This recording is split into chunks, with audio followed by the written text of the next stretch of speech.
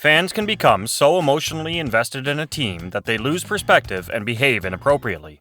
After Seville's Europa League loss to PSV Eindhoven in the Netherlands, a similar incident occurred when Serbian goalkeeper Marko Dmitrovic was struck in the face by a horrifying fan attack. Want to know more about it? Keep watching till the end. During Seville's defeat to PSV Eindhoven in the Europa League, second goalkeeper Marko Dmitrovic had to fight a pitch invader who tried to knock him to the ground. Players from both teams assisted in keeping the situation under control until stewards were able to remove the fan. PSV Eindhoven won the second leg of their Europa League knockout stage playoff 2-0. Kudos to late goals from Luuk de Jong and Fabio Silva. As the game was coming to a close, a fan attacked Marko Dmitrovic on the field, striking him in the face before being knocked to the ground by the Serbian. Despite the defeat, Seville advanced to the round of 16 due to their 3-2 overall victory.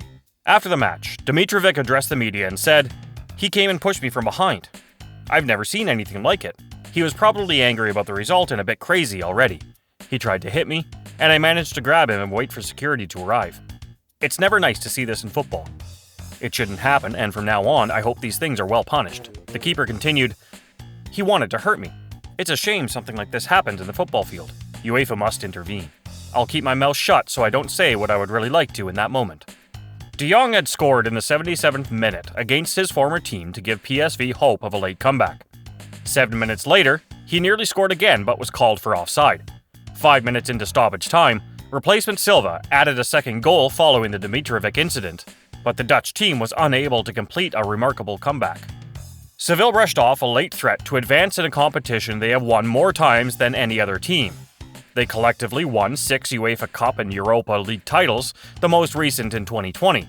After a dominant first leg, the Spanish club maintained an attacking approach at the Philips Stadium, and Ivan Rakitic smashed the ball against the PSV crossbar in the 67th minute. As Seville dominated the early exchanges, Bryan Gil and Youssef Al-Nasiri both had good chances. It took PSV 56 minutes to win their first corner, putting the viewers under pressure, and they should have taken the lead when Johan Bakayoko missed from an acute angle. De Jong intercepted a long pass and beat Marko Dmitrovic through the legs to score, setting off an uproar in the stadium. However, the goal was disallowed by the lineman's flag. After the Dmitrovic incident, the game resumed. With only a few seconds left, Silva scored from close range to give Ruud van Nistelrooy's young team a respectable appearance on the scoresheet. The Athletic Sports website stated that the governing body of European soccer, UEFA, has started an investigation after the attack on the goalkeeper. The Athletic said that UEFA did not issue a statement, but the organization confirmed to the website that a case had been opened due to the incident.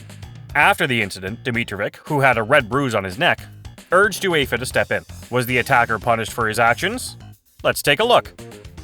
The 20-year-old, given the name Delano K, per Dutch privacy laws, was found guilty of attacking goalkeeper Marko Dmitrovic and violating a stadium ban imposed by the KNVB, the Dutch Football Federation. Local authorities also prohibited him from the vicinity of the PSV stadium. According to the prosecution, he had 2 prior football-related convictions and was intoxicated when he ran onto the field late in the game on February 23rd and punched Dmitrovic. The pitch invader was pulled to the ground by the goalkeeper, who was unharmed, before being escorted from the field by stewards. Following the pitch invasion, UEFA opened a disciplinary case against PSV, and the club is likely to be sanctioned by European football's governing body. According to a statement issued by the East Brabant District Court, the man gained entry into the Philips Stadium by using a ticket bought by a friend. The court said, the suspect not only violated a stadium and area ban, he also went onto the field in a drunken state to assault a soccer player. This is completely disrespectful to the victim, the soccer clubs, and all true supporters of PSV. In addition, the suspect was convicted twice in 2021 for soccer-related offenses. The man was given a 2-month prison term and a 1-month additional sentence that would be served in the event of a subsequent offense. The judge considered the fact that K was expelled from his supporters' club and fired from his work following the incident when deciding on the sentence. PSV general manager Marcel Brands criticized the fan in a statement following the event and promised that the club would discuss how to enforce stadium bans more effectively. Brands said in a statement, "All PSV supporter organizations who cheered on their team last night unanimously and explicitly distanced themselves from this disgraceful pitch invasion." According to ESPN, the incident occurred late in the game, and Dmitrovic was able to continue playing unharmed. Dmitrovic wasn't initially expected to play, but but he was forced into the lineup when scheduled starter goalkeeper Yassine Bounou became unwell before the game. After being struck, the fan was reportedly held down by Dmitrovic until players from both teams surrounded them. The supporter was hauled off the pitch and boos rained down from PSV Stadium. The 31-year-old goalkeeper was understandably upset after the incident. Dmitrovic told Seville's official media department, "I had anger in my body, but these things can't happen, and I hope they are punished. I'm going to shut up for not saying what I really wanted to say to him. Fortunately, I'm glad I was aware of where he was and that I cut him down. If someone attacks me, I will defend myself." Although Seville has not won, the Balkan goalie said that he gave everything, and that fortunately they have gone to the next round, which was the important thing, despite the fact that Seville has not won. Although it was all a scare, it wasn't the only thing that happened during the match. There were many protests as well as things were thrown. The attack on Dmitrovic was criticized by Jorge Sampaoli as well. He said, "A fan came in and hit him, I think, in the back.